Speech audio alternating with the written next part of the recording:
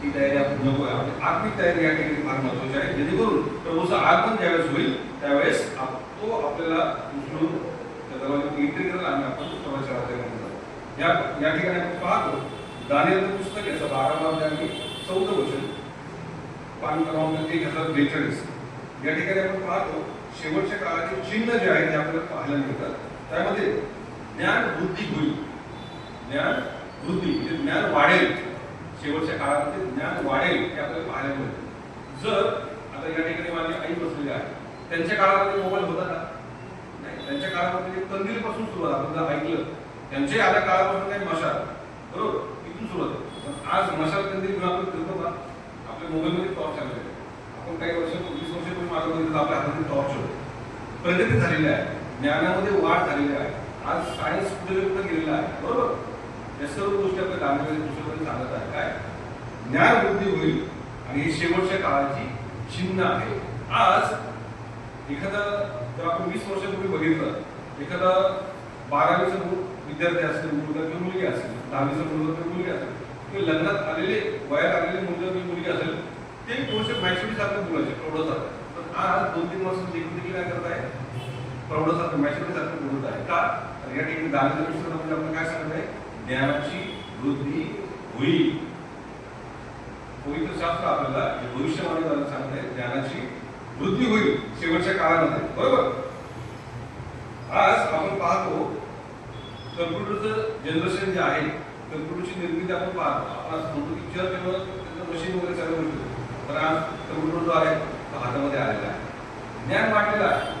आज आपण पाहतो जेरुसलेममध्ये जेरुबाबेलचं जे मंदिर आहे ते मंदिर बांधायला 46 वर्ष लागली, बरोबर. आणि आज एखादं मंदिर बांधलं चायनीज टेक्नॉलॉजी आपण यूज केली तर 8 दिवसामध्ये पण 10 मिनिटाची बिल्डिंग बांधू शकतो. वचनाची पूर्तता या ठिकाणी होत आहे, ज्ञानाची वृद्धी होईल.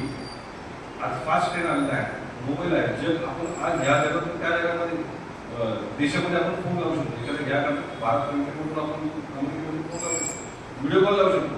पण पूर्वीच्या काळी एखाद्याचं लग्न झालं असेल तर ते काय करत होते, पत्र 1-1 वर्षांनी 2-2 वर्षांनी भेट व्हायची, बरोबर. आम्ही खुश आहोत, काय आले की समजायचं काय झालेलं आहे. पण आज सर्व गोष्टी ज्ञानाच्या वृद्धीने या ठिकाणी आपल्याला वचनाची पूर्तता या ठिकाणी पाहायला मिळत आहे. आणि ती वचनाची पूर्तता जी आहे ती काय आहे, शेवटच्या काळाची चिन्ह आहे. या ठिकाणी आपण मत्ती सुवर्तमानाचा 24वा अध्याय 23 आणि 24 ही वचनं जी आहेत ते आपण पाहूया. 23 आणि 24 ही वचनं यामध्ये काय लिहिलं आहे, त्यावेळेस जर कोणी तुम्हाला म्हटले पहा ख्रिस्त येथे आहे किंवा ख्रिस्त तेथे आहे तर ते खरे मानू नका. कारण खोटे ख्रिस्त व खोटे संदेश उठतील व साधे तर निवडलेल्यास देखील फसवावे म्हणून मोठी चिन्हे व अद्भुते दाखवते. या ठिकाणी पाहायला मिळतं शेवटच्या काळाची चिन्ह आणि शेवटचे आहे खोटे संदेश हे आपल्याला बायबल सांगत आहे, बरोबर. बऱ्याच ठिकाणी आपण पाहतो आज जे म्हणतात की आमच्याकडे आलं तरच तुमचं तारण होईल, आमच्याकडे आलं तरच तुम्हाला चमत्कार होते, तुम्हाला आरोग्य मिळेल. तसं नाही. येशूकडे आलं तर या गोष्टी सर्व मिळतील. आपण या उपस्थितीला आपण प्रार्थना केली, 2 किंवा 3 माझ्या नावाने एकत्र येतील. आणि ही प्रार्थना आपण वचनाद्वारे केलेली आहे. वचन आपल्याला सांगतात की जर 2 किंवा 3 माझ्या नावाने एकत्र येतील त्या ठिकाणी माझी उपस्थिती आहे. परमेश्वर पवित्र आत्मा विश्वास आपल्यामध्ये आहे. आपल्याला कुठं जायची गरज नाही, गर्दीच्या ठिकाणी जायची गरज नाही. त्या ठिकाणी गेल्यानंतर त्या पाठाकडून किंवा पार्श्वकडून किंवा त्या याजकाकडून बरं होईल असं नाही. तो अभिषेक किती त्याच्यावर आहे हे पाहणं देखील महत्वाचं आहे. आणि पाहण्यासाठी आपल्याला पवित्र आत्मा जो आहे तो वचनानुसार चालवला आहे. ते ज्ञान आपल्याला माहिती असणं फार गरजेचं आहे. ज्ञान आपल्याकडे नसेल आपण देखील तेलाची बाटली आणि पाण्याची बाटली घेऊन त्या रांगेमध्ये आपण उभे राहतो, बरोबर. जर आपल्याला हेच माहिती नाही, येशू ख्रिस्त त्या ठिकाणी लूकाच्या पुस्तकामध्ये म्हणतो की माझ्यापेक्षाही तुम्ही जास्त चिन्ह आणि चमत्कार करणार आहात. करणार असं नाही, करणार आहात. तो आशीर्वाद आपल्याला दिलेला आहे. आपण ते वचन बाजूला ठेवतो किंवा जे असे काही लोक आहेत स्वतःची प्रौढी मिळवण्यासाठी वचन बाजूला ठेवतात आणि माझी वृद्धी कशी होईल, माझे लोक मला बाबा कसे करतील याद्वारे काय करतात, खोटे संदेश तयार झालेले आहेत. आज मंडळ्या का वाढत आहेत, बरोबर. ते देखील वचनातूनच सांगत आहेत. पण ते जे मार्ग दाखवत आहेत की येशूचा मार्ग आहे का, स्वर्गाचा मार्ग आहे का, कारणाचा मार्ग आहे का, फक्त फक्त मी सांगतो, वचने घेणार आणि मी कसं आत्म्यात जिंकतो, मी कसे लोकांना आशीर्वाद देतो हे सांगत आहे. हे ओळखण्यासाठी आपल्याला पवित्र शास्त्र दिलेलं आहे. शेवटच्या काळामध्ये खोटे संदेश उभा राहतील, जे चिन्ह आणि चमत्कार करतात येशूच्या नावामध्ये.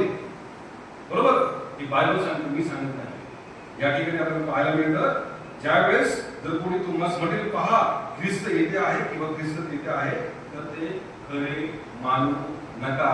कारण येशू ख्रिस्त आज तुमच्या आणि माझ्यामध्ये नाही, पवित्र आत्म्यावर आपल्यामध्ये आहे, तो कैवल्य म्हणून आपल्यामध्ये आहे. आणि येशू ख्रिस्त तो शेवटी येणार आहे. जोपर्यंत प्रत्येक गुडघा टेकत नाही, जोपर्यंत आपले प्रत्येक जीवा येशू हे देव कबूल करत नाही, तोपर्यंत येशूचं आगमन नाही. कोरियामध्ये आपण बघितलं काही जे पास्टर बंधारे लोक काय म्हणतात की मी येशू ख्रिस्त आहे, माझ्यामध्ये येशू ख्रिस्त धारण झालेला आहे. हे खोटे संदेश आहेत. हे ओळखण्यासाठी आपलं देवाचं वचन अवगत असणं, म्हणजे माहीत असणं किंवा देवाचं ज्ञान असणं आपल्याला फार महत्वाचं आहे. तर शेवटच्या काळात चिन्ह हेच आहे की खोटे संदेश ते उभे राहणार आहे. मीच ख्रिस्त आहे असं म्हणणारे लोक आहेत. हे वचन आपल्याला पूर्णपणे सांगत आहे की जगामध्ये येशू ख्रिस्त तो फिजिकली नाही, कुठं तो आत्म्याने, म्हणजे तो कैवल्य म्हणून तो पवित्र आत्मा तुम्हाला आणि मला दिलेला आहे, त्याने तो आहे. मी म्हटलं की नाही मी ख्रिस्त आहे, ते साफ चुकीचं आहे. जो न्याय होणार आहे तो मात्र देव नक्कीच न्याय करणार, पण मी म्हणू शकत नाही की मी ख्रिस्त आहे. कारण देव जो आहे, ख्रिस्त जो आहे तो येणार आहे. ते ओळखण्यासाठी आपल्याला जे वचन आहे ते सांगितलेलं आहे, ते ओळखणं फार महत्वाचं आहे. या ठिकाणी आपण पाहतो एखादा शेतकरी जो आहे आणि आपल्याला दाखल्याद्वारे देखील सांगितलेलं आहे, तो गहू पेरतो. गहू पेरल्यानंतर सैतान काय करतो, निधन देखील पेरतो. पण देव बाप आपल्याला काय सांगत आहे, थोडं थांब. आपलं काय करत आहे, बजावत आहे, थोडं थांब. तू निधन म्हणून जे उपटशील, तू जे काढशील, ते काय होईल, तुला दिलेले दान आहे, तुला दिलेले गहू जे आहे ते देखील काय होईल, उपटले जातील, त्या देखील त्याचा नाश होईल. तर आपल्याला प्रत्येक वेळेस संयम पाळणं देखील फार गरजेचं आहे. बरेच ख्रिस्ती लोक जे आहेत, बरेच संदेश फार उतवळे असतात. भविष्यवाणी सांगायला, प्रार्थना करायला, मी आरोग्य प्रार्थना करू शकतो, माझ्यामध्ये हे आहे, पण ते कृपादान चालण्यासाठी पवित्र आत्मा खरंच तुमच्यावर आहे का? आज जागोजागी आपण जर बघितलं तर बरेच पास्टर लोक तयार झालेले आहेत का? देवाचं ज्ञान करणं आहे का? बरोबर, हे ओळखणं फार गरजेचं आहे. त्यापेक्षा आपण म्हणतो थोडं थांबायला लागेल. ज्यावेळेस गहू वाढेल, बरोबर, त्यासोबत ते निधन देखील वाढेल. त्या वाढल्यानंतर आपल्याला समजेल, कारण नुसतं गवत दिसतं, आपलं गवत वाटतं, पण वाढल्यानंतर कळतं की हे गवत आहे आणि हे गहू आहे. त्यावेळेस आपण गहू जे आहे ते काढून ते काय होऊ शकतं, आपल्याला ते अन्न म्हणून खायला सेव करू शकतो. आणि निधन जे आहे अग्नीच्या सरोवरामध्ये आपण टाकणार आहोत. तसंच येशू ख्रिस्त जो आहे तो तुम्हाला आणि मला काय करणार आहे, सांगणार आहे, बघणार आहे. तो आपल्याला संधी देत आहे, वाढण्यासाठी संधी देत आहे, आपल्याला पवित्र आत्मा मिळवण्यासाठी संधी देत आहे, प्रार्थना करण्यासाठी संधी देत आहे, पवित्र वचन वाचण्यासाठी संधी देत आहे. बरोबर का? हे शेवटच्या काळातील चिन्ह आणि चमत्कार, खोटे संदेश ओळखण्यासाठी तो आपल्याला काय करत आहे, वाट दाखवत आहे, तो वेळ देत आहे, संधी देत आहे. तो ओळखणं फार गरजेचं आहे. आपण यासाठी काय केलं पाहिजे, आपलं चर्च जे आहे ते सोडता काम आहे. जे आपल्या याजक आहेत, आपले पास्टर आहेत, आपले वडील आहेत, यांची संगती, पण ते धार्मिक असणं पण फार गरजेचं आहे. यांची संगती सोडता काम आहे. जर आपण संगती सोडतो, तर आपण जगामध्ये राहतो, तर जगाचे जे नियम देवाने लावून दिलेले आहेत, जगाचा नाश होणार आहे, त्या नाशामध्ये आपण काय सरळ आपण त्या ठिकाणी जाणार आहोत. आपला न्याय सरळ होणार आहे, देव विचार पण करणार नाही. बरोबर, शेवटच्या काळाचे चिन्ह चमत्कार जे आहेत ते ओळखणं फार गरजेचं आहे. या ठिकाणी आपण पाहतो मार्क सुवर्तमानाचा 13वा अध्याय 7वा आणि 8वा वचन, युद्ध वाढणार आहे. आज जे युद्ध वाढत आहे ते आपण पाहत आहे. बरोबर, युक्रेन आणि रशियाचे युद्ध आपण पाहिलेलं आहे. आज इस्रायल आणि इराण याचं युद्ध आपण पाहत आहोत. भारत पाकिस्तानचं युद्ध आपण लहानपणापासून बघत आहोत. भारत पाकिस्तान, बरोबर, Ukraine Russia, Israel Russia, Iran, ते युद्ध कमी झाल्यानं वाढत चाललंय. रोज आपल्याला बातमीमधून येत आहे युद्ध वाढत आहे. आपल्याला मार्क सुवर्तमान 13वा अध्याय 7वा 8वा वर्षामध्ये पाहायला मिळत आहे. बरोबर, युद्ध वाढणार आहे. तणावग्रस्त वातावरण जे आहे या ठिकाणी निर्माण झालेलं आहे. आज भारतीय परिस्थिती बघितली तर आपण एखादी गोष्ट खायला गेलो किंमत वाढलेली आहे. तणावग्रस्त वातावरण निर्माण झालं. घरामध्ये काय शिजवायचं हे देखील आपण फार विचार करून शिजवतात. पगार आपला वाढणार का नाही हे देखील फार आपण विचार, तणाव माणसाला टेन्शन दिलेलं आहे, सगळ्यांना तणाव निर्माण केलेला आहे. पण हाताला दूर करण्यासाठी आपल्याला पवित्र वचनामध्ये राहणं, फार टिकून राहणं फार गरजेचं आहे. एकमेकांवर प्रेम दाखवणं फार गरजेचं आहे. बरोबर, देवाचे भविष्यवाणी जे आहेत या ठिकाणी पूर्ण होत आहेत. या गोष्टी आपल्याला पाहायला मिळतात. लूक सुवर्तमानाचा 21वा अध्याय आणि 11वा वचन याच्यामध्ये आपल्याला 4 गोष्टी भविष्यवाणी ज्या आहेत शेवटच्या काळातल्या पाहायला मिळतात. लूक सुवर्तमानाचा 21वा अध्याय आणि 11वा वचन याचे संकट जे आहेत आपल्याला पाहायला मिळतात.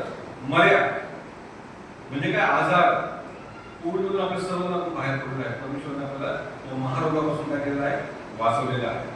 इथे बसलेल्या प्रत्येकाला बऱ्याच लोकांना कोरोना झाला असेल तरी देखील परमेश्वराची प्रार्थना ऐकलेली आहे. आपला जीव आत्मशक्तीने वाचवलेला आहे. बरोबर, मर्या येणार आहेत. आज 100 वर्षानंतर किंवा बऱ्याच वर्षानंतर काळानंतर काय होतं, मर्या येत होतं, म्हणजे आजार पण येत होते. पण आज आपल्याला रोगराईची वाढी दिसत आहे. जे भूकंप होत आहे, भूकंप आपण एकच भूकंप आठवतो भारतामध्ये, कोणता, लातूरचा भूकंप. पण आज जगामध्ये प्रत्येक ठिकाणी भूकंप आपल्याला दर 2 दिवसांनी आपल्याला भूकंपाच्या गोष्टी बातम्या आपल्याला ऐकायला मिळत आहे. हे मी नाही सांगत आहे, बायबल सांगत आहे. बायबलचे भविष्यवाणी जे आहेत त्या ठिकाणी पूर्ण होत आहे.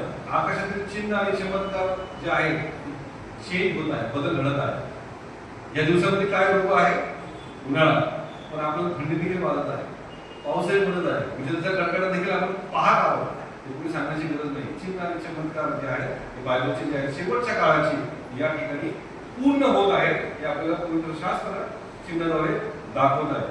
दुष्काळ पडत आहे. आज भारतामध्ये दुष्काळ आपण बघतो, बऱ्याच ठिकाणी खेडेपाड्यामध्ये दुष्काळ आहे.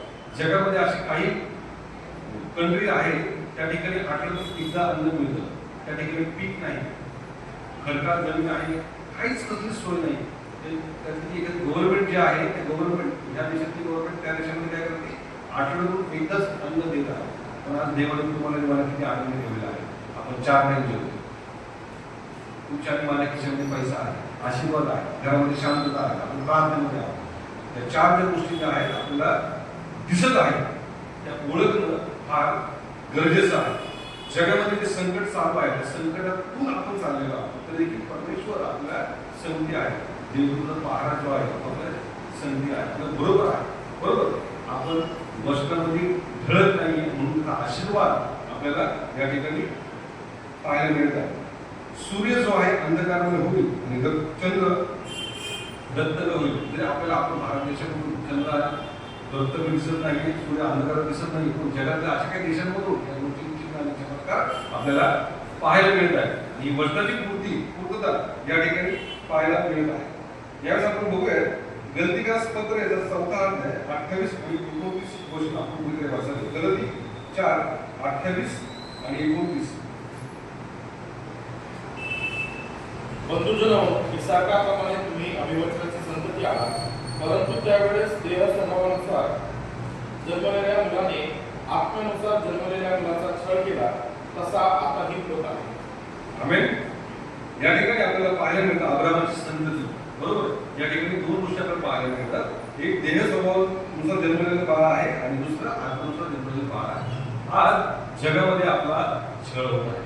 ख्रिस्ती लोकांचा किती छळ होत आहे हे आपल्याला पाहायला मिळतं. जग ख्रिस्ती लोकांचा छळ करत आहे. आज किती पास्टर आहे त्यांचा छळ होत आहे, कुटुंबाचा छळ होत आहे, स्त्रियांचा छळ होत आहे, चर्च बंद पाडत आहे. या ठिकाणी चिन्ह आणि चमत्कार पूर्ण होत आहे. वचन जरी जुन्या काळामध्ये असेल, नवीन काळामध्ये असेल, तर हे जिवंत वचन आज तुम्हाला मिळालेले आहे. या ठिकाणी आपल्याला पाहायला मिळतं की ख्रिस्ती लोकांचा छळ होत आहे, तर द्वेष होत आहे. युहान 15:18 मध्ये या ठिकाणी पाहायला मिळतं जग आपला द्वेष करत आहे. तुमचा आणि माझा देखील द्वेष या ठिकाणी होत आहे. येशू ख्रिस्ताचा देखील द्वेष झालेला आहे, तर छळ झालेला आहे. 3.5 वर्ष येशू ख्रिस्ताने सेवा केलेली आहे, तरी देखील ते शिष्याने त्याला नाटक केलं आहे, त्याला ओळखलं नाही. ज्या लोकांचा त्यांनी चमत्कार केले, ज्या लोकांमध्ये राहून त्यांनी चमत्कार केले, त्यांनी देखील त्याचा छळ केलेला आहे, नाकारलेला आहे. तुमचा आणि माझा छळ होत असेल देवामध्ये, तर देवामध्ये आज आपण आनंद करणार आहोत, आपण गौरव करणार आहोत, तो आपल्याला ओळखत आहे. पूर्वमध्ये तुमचा छळ होणं जे आहे ते वचन सांगतं. जेव्हा वैरी तुमचा छळ करतील, त्यावेळेस निंदा करतील, त्यावेळेस देव तुम्हाला उंच करत आहे. हे आपण ओळखलं पाहिजे. हे आपण ओळखणार कसं आहे, वचनातून. वचन आपल्याला माहिती असेल की आपण आनंद केला पाहिजे. त्यावेळेस आपण किती आपल्याला छळ होत असेल, निंदा नाराज होत असेल, तरी देखील परमेश्वर माझ्या सोबत आहे, हे गौरवाने आपण काय केलं पाहिजे, सामर्थ्याने आपण देवाजवळ आणखी वाढलं पाहिजे. शेवटच्या काळामध्ये जे आहे जो आपण पाहतो की शेवटचा जो काळ आहे तो कोणासाठी आहे? जगासाठी आहे, तुमच्या आणि माझ्यासाठी नाही. शेवटचा जो काळ आहे तो जगासाठी आहे, तुमच्या आणि माझ्यासाठी नाही. का? कारण देवाने आपल्याला निवडलेलं आहे, देवाने आपल्याला निवडलेलं आहे, देवाने आपल्याला निवडलेलं आहे, त्यांनी आपल्याला या ठिकाणी बोलवलेलं आहे, तो आपल्याकडून सेवा करून घेत आहे. इलियाचं जर आपण उदाहरण बघितलं, दुष्काळ पडला होता, पण कावळ्याद्वारे परमेश्वरने काय केलं आहे, त्याला अन्न दिलं आहे. बरोबर? त्या ठिकाणी आपण पाहतो उवाळाचे पाणी तो प्यायलेला आहे. म्हणजे परमेश्वर दुष्काळावर देखील त्याच्या सेवकाची काळजी घेतो, हे आपल्याला वचन सांगतो. हा विश्वास आहे. या जगाचा शेवट जरी जवळ आला आहे, चिन्ह आणि शेवट तर आपल्याला दिसत आहे, तरी आपल्याला घाबरता कामा नये. कारण परमेश्वर आपल्याला कावळ्याद्वारे देखील, आपल्या सेवकाद्वारे देखील तो कशा ना कशाद्वारे आपल्याला अन्न पुरवणार आहे, आपला विश्वास वाढवणार आहे, आपल्याला आरोग्य देणार आहे, आपल्यामध्ये प्रेम ऐक्य ठेवणार आहे. तो जिवंत परमेश्वर आहे, कारण त्यांनी सृष्टीचे निर्माण केलेला आहे. बरोबर? त्यांनी तुम्हाला मला जन्म दिलेला आहे, त्यांनी आपली निर्मिती केलेली आहे. तो तुम्हाला मला कधी सोडणार नाही, तो आपल्याला अनाथ कधी सोडणार नाही. इलेकडे आपण पाहिलेलं आहे, दुष्काळाच्या दिवसांमध्ये इलेची काळजी परमेश्वरांनी त्यावेळेस घेतलेली आहे. मग ते 24 मध्ये आपल्याला पाहायला मिळतं की शेवटच्या काळात जे आहे ती प्रीती थंडावणार आहे, आणि ती वाढल्यामुळे प्रीती थंडावणार आहे. आणि ती आपण एकमेकांची निंदा नाराज करतो. बरोबर? आपण खूप अशा गोष्टी ज्या आहेत त्या गोष्टी आपल्याला जर पटत नसतील तर आपण काय करतो, एकमेकांची निंदा आणि नाराज सुरुवात करतो. आज आपण घरामध्ये आपली भावाभावाशी पडत नाही, आई वडिलांचं पडत नाही, बहिणीचं पडत नाही, कितीतरी खूण अनुभव आहे. जर आपण गावाकडे शाळेत गेलो, कोर्टामध्ये गेलो, भाऊबीची जमीन प्रेम राहिलं नाही, म्हणजे काही केसेस कोर्टामध्ये आहेत. का? प्रीती या ठिकाणी थंडवलेली आहे, समाजामध्ये प्रीती थंडवलेली आहे, चर्चमध्ये प्रीती थंडवलेली आहे, कुटुंबामध्ये प्रीती थंडवलेली आहे, कामाच्या ठिकाणी प्रीती थंडवलेली. का? कारण देवाची ओळख या लोकांना नाही. देवाची ओळख जर नसेल, देवाचं प्रेम आपल्यामध्ये नसेल तर आपली काही प्रीती थंडवणार आहे. देवाची प्रीती आपल्यामध्ये असणं फार गरजेचं आहे. ही शेवटच्या काळाची चिन्ह आणि चमत्कार जे आहे या ठिकाणी आपल्याला पाहायला मिळतात. या ठिकाणी आपण पाहतो की आपली आत्मिक तयारी आपण कशी केली पाहिजे. बरोबर? आपली आत्मिक तयारी जी आहे तर पाहायला मिळतात लूक सुवर्तमानाचा 21वा अध्याय आणि 36वा वचन. लूक 21 आणि 36. जागरूक राहा आणि प्रार्थना करा. आत्मिक तयारी आपली जी आहे जागरूक राहा आणि प्रार्थना करा. रोज देवाशी आपण बोललं पाहिजे. आपण देवाशी कसं बोललो? प्रार्थना. बरोबर? त्याची इच्छा काय आहे हे शोधणं फार महत्वाचं आहे. त्याची इच्छा आपल्याला खूपच आनंद मिळणार आहे. पवित्र आत्मा आपल्याला चालतो. आज आपण म्हणतो की बरेचसे मोठमोठे संतुष्ट आहेत, त्यांनी शब्द बोललं की ते आदरावर समोरचं बरं होतं. का होतं? कारण त्यांनी देवाची इच्छा ओळखलेली आहे, देवासाठी ते झटलेले आहे, त्यांनी गुडघे टेकलेले आहे, तिथे तास प्रार्थना केलेली आहे. आज त्यांनी 1 तासापासून सुरुवात केली असेल, 2 तास, 3 तास, 4 तास, 10 तास, 24 तास प्रार्थना केली, उपवास केलेला आहे. आज त्यांनी प्रार्थना त्याच सारखी जरी नाही केली पण परमेश्वराने त्याचं कृपादान दिलेलं आहे. आज त्यांचे सामने देखील लोक पुढे होत आहे, असा आशीर्वाद देवाने दिलेला आहे. बरोबर? या ठिकाणी जागृत राहा आणि प्रार्थना करा, ही आपली आत्मिक तयारी या ठिकाणी आपण घेतलेली आहे. त्याचप्रमाणे आपण बघूया स्तोत्र 119, 105. वचनात राहणं फार महत्वाचं आहे. म्हणजे आपली आत्मिक तयारी. तुझे वचन माझ्या पावलाकरिता दिवा आहे. बरोबर? आज आपण अंधारामध्ये चालू शकतो का? नाही चालू शकतो. लाईट गेली, घरामध्ये देखील आपण एखादी वस्तू शोधण्यासाठी आपण काय करतो? शोधतो आपण ती गोष्ट. रस्त्याला जर अंधार पडला, ठीक आहे, आज जर आपल्याकडे मोबाईलची बॅटरी डाऊन झाली, आपण खेडेपाड्यामध्ये गेलो त्या ठिकाणी एकदम काळोख अंधार असतो, त्या ठिकाणी आपण मार्ग शोधावा लागतो. पण परमेश्वर आपण या ठिकाणी आत्मिक दृष्ट सांगत आहे. तो दावीद या ठिकाणी काय म्हणत आहे परमेश्वराला, तुझे वचन माझ्या पावलाकरिता दिवा आहे. तो वचन जर आपल्या अंतःकरणामध्ये नसेल, आपले आत्मिक मार्ग जे आहे ते मोकळे घडत नाही. आपल्या आत्मिक मार्ग जे आहे दिसणारच नाही. त्यामुळं आपल्याला बायबल वाचणे फार महत्वाचं आहे आणि त्यानुसार चालणे देखील महत्वाचं आहे. नुसतं बायबल वाचून फायदा नाही, त्यानुसार चालणं देखील महत्वाचं आहे. पवित्र शास्त्र आपण रोज आणि रोज आपण वाचलं पाहिजे, वचनात आपण राहिलं पाहिजे. म्हणजे आपली आत्मिक तयारी जी आहे या ठिकाणी होणार आहे. पवित्र जीवन जगणं आपल्याला फार महत्वाचं आहे. पहिले पेत्र याचं पहिला अध्याय 15 आणि 16 पासून आपण पाहतो. आणि क्रमांक 323 पवित्र व्हा किंवा पवित्र असा कारण मी पवित्र आहे. परमेश्वर येशू ख्रिस्त आपण काय म्हणतो? पवित्र असा कारण मी पवित्र आहे. आपण ज्यावेळेस वचन वाचतो, ज्यावेळेस आपण प्रार्थना करतो, प्रार्थनेत जीवन आपलं असतं, त्यावेळेस आपण पवित्र राहण्याचा प्रयत्न करतो. ज्यावेळेस प्रभूचं आगमन होईल, दरवाजा उघडला जाईल, त्यावेळेस प्रभू आपल्याला ओळखेल आणि दारामधून आपल्याला आत देणार आहोत. त्यामुळे आपण पवित्र असलं पाहिजे, कारण आपला पिता देव पवित्र आहे. आपण पापापासून दूर राहणं म्हणजे आपण पवित्र राहण्याचा प्रयत्न करतो. देवाला आनंद देणारं जीवन आपण जगलं पाहिजे. देवाला आनंद देणारं जीवन म्हणजे काय? आपण त्याच्या मार्गामध्ये राहिलं पाहिजे. मार्ग आपण सोडणं काम आहे. विश्वास जो आहे आपल्या देवामध्ये तो टिकून ठेवणं फार गरजेचं आहे. मत्ती सुवर्तमानामध्ये 24वा अध्याय 13 वर्षामध्ये आपण पाहायला मिळतं, शेवटपर्यंत टिकणे अत्यंत महत्वाचे आहे. आज बरेचसे सेवक जे आहेत पूर्णपणे वाढतात आणि काय होतं, काहीतरी कोणतरी बोललं की ते थंडवून जातात, घरी बसतात. जेव्हा ते मंदिरामध्ये येत नाही, देवामध्ये वाढत नाही, असा विश्वास आपला कामा नाही. प्रभूमध्ये आपण वाढलं पाहिजे. येशू ख्रिस्ताला आपण त्यास बघितलं पाहिजे. येशू ख्रिस्त देखील त्याला छळ झालेला आहे, पण त्यांनी म्हटलं का की मला यात सहन होत नाही, मी इथून निघून जातो, असं म्हटलं का? नाही, तुझी इच्छा काय आहे ती माझ्याद्वारे पूर्ण करून घे. येशू ख्रिस्ताची परमेश्वराची इच्छा जी आहे ती पूर्ण केलेली आहे. किती संकट आले तरी आपण ते विश्वासामध्ये टिकणं फार गरजेचं आहे. आपली आत्मिक तयारी का आवश्यक आहे? आपली आत्मिक तयारी का आवश्यक आहे? कारण येशू जो आहे तो अचानक येणार आहे, तो सांगून येणार नाही. येशू ख्रिस्त काय म्हणतो की परमेश्वरापासून कोणालाही माहिती नाहीये की हे आगमन कधी होणार आहे. बरोबर? येशू ख्रिस्त जो आहे तो थोडासा येणार आहे आणि जो आत्मा त्याच्यामध्ये आहे तो घेऊन जाणार आहे. त्यामुळे येशू अचानक येणार आहे. त्यामुळे आपली आत्मिक तयारी करणं फार गरजेचं आहे. ती वेळ कोणालाही माहिती नाही, त्यामुळे आपण संधी साधणं फार गरजेचं आहे. आणि संधी ही आज आपल्याला दिलेली आहे. पूर्वीच्या काळामध्ये आपण जगत आहोत. संधी आज परमेश्वराने येशू ख्रिस्ताने आपल्याला पवित्र आत्म्याद्वारे दिलेली आहे. मग ते वर्तमानाचा 24वा त्यांनी 44 वचन आपल्याला दिलेलं आहे. सिद्ध असा कारण कोणाला कोणत्या घटनेस मनुष्याचा पुत्र येईल याची कल्पना तुम्हाला नाही. या ठिकाणी आपण पाहतो, तयार जर नसेल आपण आत्म्यामध्ये काय परिणाम होईल? आपण देवापासून दूर राहतो. अनंत जीवन जे आहे ते आपण गमावून बसतो. अनंत जीवन जे आहे ते आपण गमावून बसतो. म्हणते 25:6 मध्ये दार तुम्हाला काय आहे म्हणजे आपण पाहायला मिळतं, दार बंद होईल. दार बंद झालेले आहे.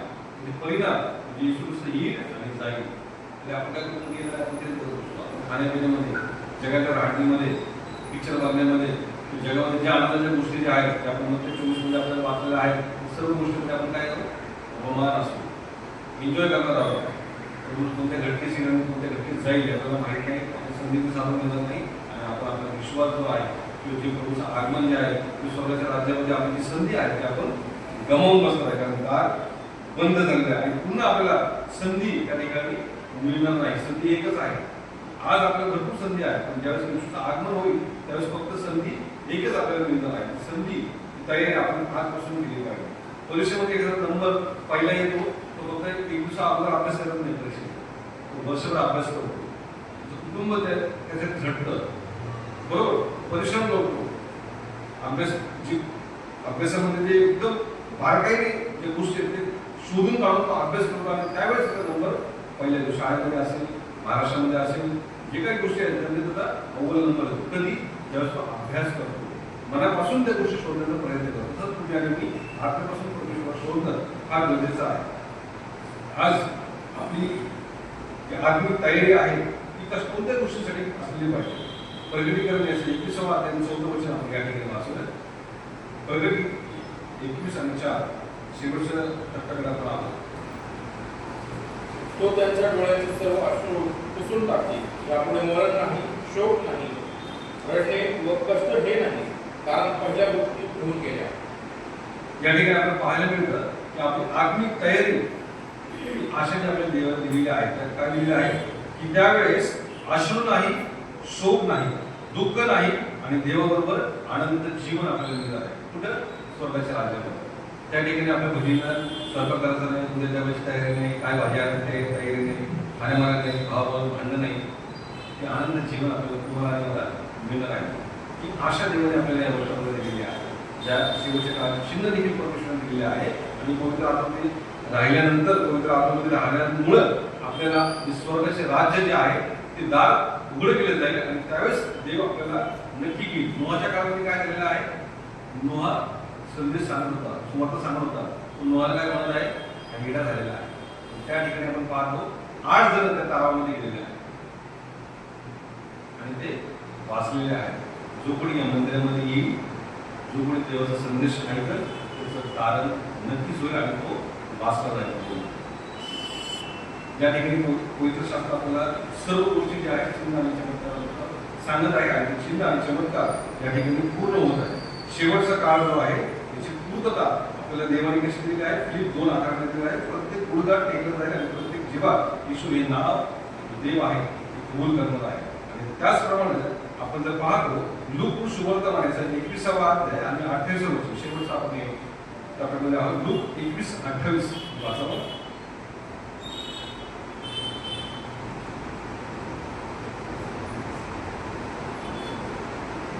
लूक सुवर्तमानाचा 21वा अध्याय 28वा वचन. पण या गोष्टी होऊ लागतील तेव्हा तुम्ही वर पहा आणि आपली डोकी वर करा, कारण तुमची खंडणी जवळ आली आहे. आमेन. या ठिकाणी सरळ उभे राहा, मुक्तीचा समय जवळ आला आहे. सरळ उभे राहा. आपल्याला सरळ आत्म्यामध्ये उभं राहायचं. फोटो काढताना आपण सरळ उभे राहतो तरच फोटो चांगला होतो. मानवर खाली सगळ्या गोष्टी केल्या तर फोटो खराब होतो. तसं आपल्याला सरळ उभं राहायचं आणि आपल्याला वर पाहायचं. वर कोणाकडे पाहायचं, देवाकडे पाहायचं. जिवंत जो परमेश्वर आहे त्याकडे आपल्याला पाहायचं. कारण मुक्तीचा समय जवळ आला आहे. सर्व ग्रह म्हणजे आपण काय पापामध्ये बुडून थोडं जरी पाप आपल्याला अनंत काळाच्या जीवनापासून दूर घेणार आहे. आपल्याला दुःख शुभकर्मामध्ये एक आपल्याला सांगितलं आहे सरळ उभं राहायला. म्हणजे आपल्या सर्व गोष्टी देवाच्या मार्गाने जे सरळ केलेल्या आहेत त्या सरळ मार्गामध्ये आपण चाललं पाहिजे. त्या आज आपण या आत्मिक तयारी केली पाहिजे. या जगामध्ये राहत असताना आर्थिकदृष्ट्या देवाला कसा आवडेल, आर्थिकदृष्ट्या मी देवाजवळ कसा राहील, मी माझी तयारी कशी करेन, आत्मिकदृष्ट्या देवाने जी जागा माझ्यासाठी तुझ्यासाठी नेमलेली आहे ती जागा मी कशी, संधी जी आहे ती कशी आत्मसात करेल याचा आज आपण निश्चय केला पाहिजे. आज आपण आठवण केली पाहिजे. या गोष्टीच्या मार्गानुसार आपण आज चाललं पाहिजे. परमेश्वर आज आपल्याला शेवटचा काळ आणि आत्मिक तयारी जी आहे हे सांगत आहे. शेवटच्या काळचे चिन्ह जे आहेत आपल्या बायबलमध्ये दिलेले आहेत आणि आपली आत्मिक तयारी जी आहे शेवटची संधी जी आहे ती येणार आहे. त्यावेळेस संधी आज आपल्या दिलेली आहे. त्या संधीचा फायदा आपण पवित्र शास्त्र वर्षण वाचून प्रार्थना करून उपवास करून चर्चा येऊन आज आपण एकमेकांबद्दल प्रेम दाखवून हे दर्शवून आज आपली संधी जी आहे त्याचा फायदा आपण आज करून घेतला पाहिजे. बरोबर. एखादी ऑफर लागली त्या ठिकाणी लांब जरी असेल तरी आपण जातो. पण आपण हा विचार करतो की माझा वेळ किती गेलेला आहे, माझा मी काळा करून गेलेला आहे, त्याचे देखील पैसे मायने झालेले आहे, मी माझे पेट्रोल व्हायला घालतो आहे ते देखील पैसे मायने झालेले आहे. हा विचार करत नाही. पण त्या ठिकाणी सेल आपल्याला मिळत आहे हे गोष्ट आपण काय करतो, संधीचा फायदा आपण घेण्याचा प्रयत्न करतो. आज तुम्हाला आत्मिक संधी दिलेली आहे. आपल्यामध्ये आपण वाट होऊन फार गरजेचं आहे. कारण परमेश्वराचं येणं ज्यावेळेस होईल त्यावेळेस आपण 5 शहाण्या तुम्हाला आपल्या दिल्लीमध्ये केलं असणं, आपलं घोडे असणं, आपण तयार असणं फार गरजेचं आहे. पवित्र तुम्हाला आपण सर्वांना आशीर्वाद परमेश्वर वर्षाद्वारे या चिन्ह चमत्काराद्वारे परमेश्वराने आपल्या आत्मिक काळ हे डोळे उघडलेले आहेत. असं काही धन्यवाद करा. पिता परमेश्वर तुझ्या नावात धन्यवाद देतो. परमेश्वर या वर्षाला आमचे आत्मिक काळ उघडलेस धन्यवाद देतो. परमेश्वरा या शेवटच्या काळात तरी तू आम्हाला जगण्यासाठी तुझी कृपा देत आहेस म्हणून धन्यवाद देतो. आमची आत्मिक तयारी करून घेत आहेस परमेश्वर धन्यवाद देतो. परमेश्वर